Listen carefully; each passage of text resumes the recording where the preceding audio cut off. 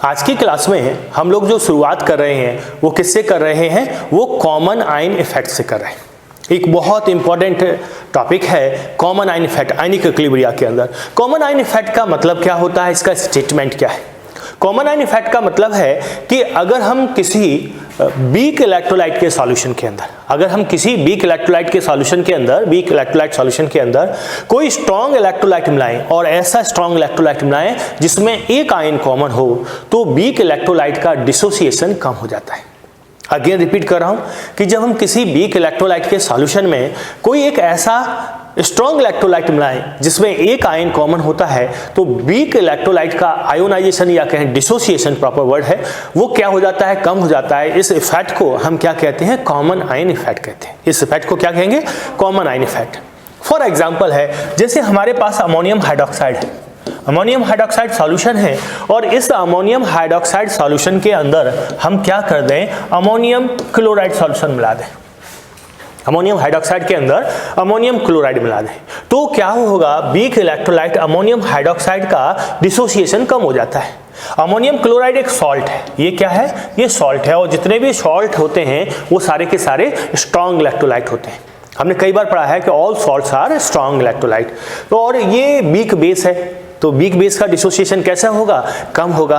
तो कम डिसोसिएशन इसका हो रहा है, और अगर हमने इसके अंदर एक कॉमन आयन वाला स्ट्रॉन्ग इलेक्ट्रोलाइट मिला दिया जाए या मिला दें, तो क्या होगा, इस वीक इलेक्ट्रोलाइट का डिसोसिएशन और भी कम हो जाएगा। इसका डिसोसिएशन कैसा हो जाएगा, और भी कम हो जाएगा। एक और एग्जांपल लेते हैं, जैसे हमने H2S लिया।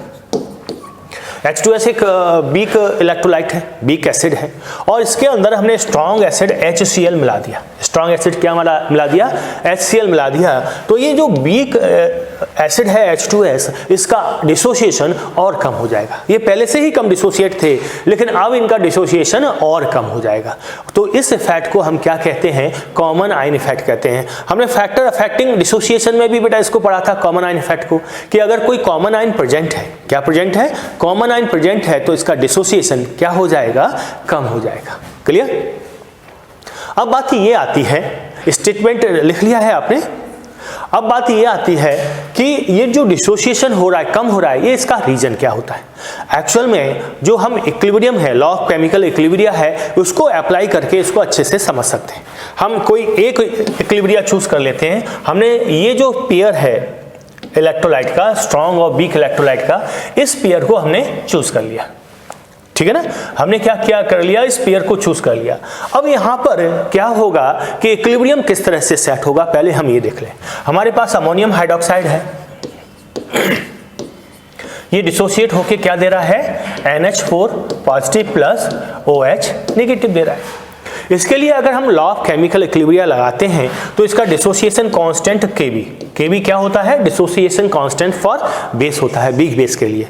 तो Kb क्या होगा, जरा बताओ मोहित, आप बताओ। NH4 positive into active mass of OH negative divided by NH4OH। और इसका जो डिसोसिएशन है किसके अकॉर्डिंग होगा, वो Kb के अकॉर्डिंग होगा। हमको क्लियर है, अगर OH नेगेटिव आयन कंसंट्रेशन ज्यादा आते हैं किसी बेस में, तो Kb की वैल्यू डेफिनेटली ज्यादा होगी। या अब हम इसको उल्टा बोलें कि अगर Kb की वैल्यू ज्यादा है तो OH नेगेटिव आयन कंसंट्रेशन कैसा होगा, ज्यादा होगा, वो स्ट्रॉन्ग बेस हो जाएगा, ठीक है। अभी हमारा जो इक्विलिब्रिया है अमोनियम हाइड्रोक्साइड के आयोनाइजेशन का, वो अपने Kb के अकॉर्डिंग सेट हो गया है। Kb की जो वैल्यू होगी उसके हिसाब से वो OH नेगेटिव आयन कंसंट्रेशन यहाँ दे रहा होगा। अब हम इसके अंदर एक स्ट्रॉन्ग इलेक्ट्रोलाइट क्या मिलाते हैं, अमोनियम क्लोराइड मिलाते हैं, NH4Cl। अमोनियम क्लोराइड है, ये पूरी तरह से आयोनाइज होता है। क्यों, क्योंकि ये सॉल्ट है, और सॉल्ट स्ट्रॉन्ग इलेक्ट्रोलाइट की कैटेगरी में आते हैं, और ये पूरी तरह से आयोनाइज होके क्या दे रहे हैं, NH4 positive plus Cl negative का फॉर्मेशन, NH4 पॉजिटिव और Cl नेगेटिव का फॉर्मेशन कर रहे हैं, ठीक है। अभी जो हमारा इक्विलिब्रिया सेट हुआ ये वाला, इसमें अमोनियम आयन और हाइड्रोक्सिल आयन प्रेजेंट है। अब ये वाला जो अमोनियम आयन है, ये वाला जो अमोनियम आयन है, ये यहाँ पर भी कंट्रीब्यूट करेगा, क्योंकि ये अमोनियम क्लोराइड के अंदर भी प्रेजेंट होता है। जब ये अमोनियम आयन इसके लिए भी कंट्रीब्यूट कर रहा है, तो ये इसका जो प्रोडक्ट है, इन सबका जो रिजल्ट है वो बढ़ जाएगा, Kb की वैल्यू बढ़ने लगेगी।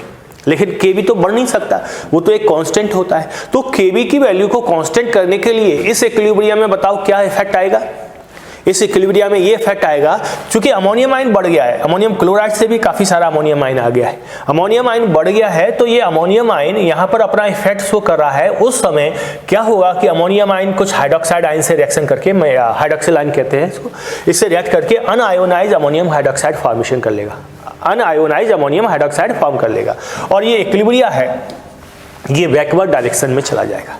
तो चूंकि कॉमन आयन आ गया, एक हमने ऐसा इलेक्ट्रोलाइट डाला जो स्ट्रांग है, उसमें एक आयन कॉमन है, उससे क्या है कॉमन आयन की कंसंट्रेशन बढ़ गई, और इस इफेक्ट को मेंटेन करने के लिए अमोनियम आयन हाइड्रोक्साइड आयन से रिएक्ट करके अनआयोनाइज अमोनियम हाइड्रोक्साइड बनाने लगता है। यही कॉमन आयन इफेक्ट है। कॉमन आयन इफेक्ट क्या कहते हैं कि जब किसी वीक इलेक्ट्रोलाइट के अंदर कोई ऐसा स्ट्रांग इलेक्ट्रोलाइट मिला दिया जाए जिसमें एक आयन कॉमन है, तो वीक इलेक्ट्रोलाइट का डिसोसिएशन कम होगा, और ये आपको क्लियर समझ में आ गया होगा, क्योंकि जैसे ही कॉमन आयन आता है उसका कंसंट्रेशन बढ़ता है, और उसकी कंसंट्रेशन को मेंटेन करने के लिए, हम इस केबी की वैल्यू को मेंटेन करने के लिए कि वो नहीं बढ़ जाए, क्या होगा, वो हाइड्रोक्सिल आयन से रिएक्शन करके अनआयोनाइज अमोनियम हाइड्रोक्साइड का फॉर्मेशन कर लेगा, अनआयोनाइज अमोनियम हाइड्रोक्साइड का फॉर्मेशन कर लेगा। तो ये वैल्यू आ गई किसकी, केबी की वैल्यू आ गई। क्लियर, कोई दिक्कत वाली बात तो नहीं। तो ये इस तरह से जो कॉमन आयन इफेक्ट है वो वर्क कर रहा होता है। ली सेटेलियर प्रिंसिपल से भी आप समझ सकते हैं इसको।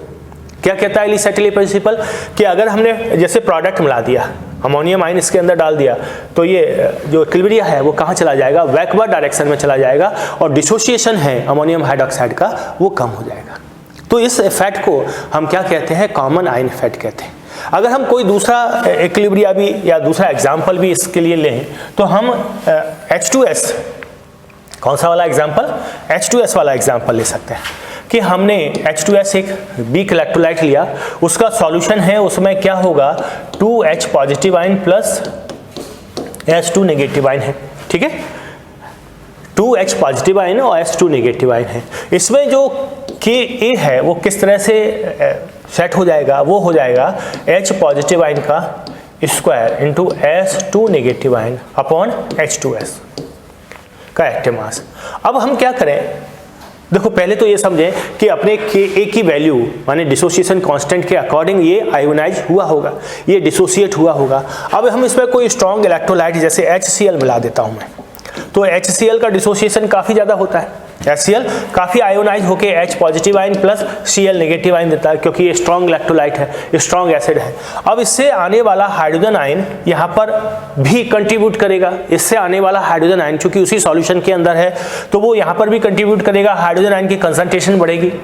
अब बताओ हाइड्रोजन आयन की कंसंट्रेशन बढ़ रही है तो क्या है, इस इक्विलिब्रियम को कांस्टेंट रखने के लिए, इसका इक्विलिब्रियम कांस्टेंट रखने के लिए, डिसोसिएशन कांस्टेंट को कांस्टेंट रखने के लिए थोड़ा सा सल्फाइड आयन हाइड्रोजन आयन के साथ रिएक्ट करके क्या कर लेगा, अनआयोनाइज H2S का फॉर्मेशन कर लेगा, और इक्विलिब्रियम वापस लौट जाएगा, और dissociation of weak electrolyte H2S का डिसोसिएशन है वो कम हो जाएगा, क्योंकि H2S एक क्या है, वीक इलेक्ट्रोलाइट है।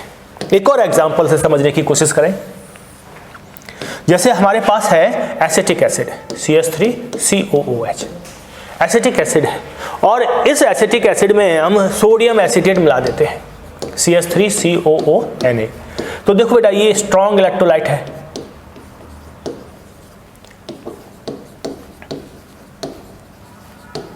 और इसमें इन दोनों में एक आयन एसीटेट आयन कॉमन है। ये जो वीक एसिड है ये अपने डिसोसिएशन कांस्टेंट Ka के अकॉर्डिंग डिसोसिएट होगा, और इसका जो इक्विलिब्रियम का जो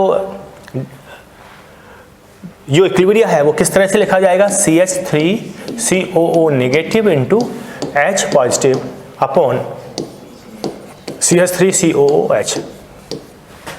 अब हम इसके अंदर स्ट्रॉन्ग इलेक्ट्रोलाइट सोडियम एसीटेट मिला रहे हैं, CH3COONA मिला रहे हैं, तो ये तो पूरी तरह से आयोनाइज होगा, और पूरी तरह से आयोनाइज होके क्या देगा, CH3COO negative plus Na positive, क्या कर देगा, Na पॉजिटिव कर देगा।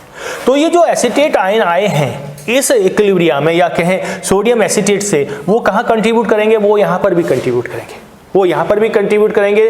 तो एसीटेट आयन का कंसंट्रेशन बढ़ जाएगा, और जब एसीटेट आयन का कंसंट्रेशन बढ़ जाएगा तो उसको मेंटेन करने के लिए क्या करेंगे, ये जो इसका इक्विलिब्रियम सेट हुआ होगा, यहाँ पर मैं इसका इक्विलिब्रियम ये लिख देता हूँ, इसका जो इक्विलिब्रियम सेट हुआ होगा CH3COO negative plus H positive, तो ये इक्विलिब्रिया क्या हो जाएगा, अपोजिट डायरेक्शन में, बैकवर्ड डायरेक्शन में चला जाएगा, जिससे कि Ka की वैल्यू कैसी रहे, कांस्टेंट रहे।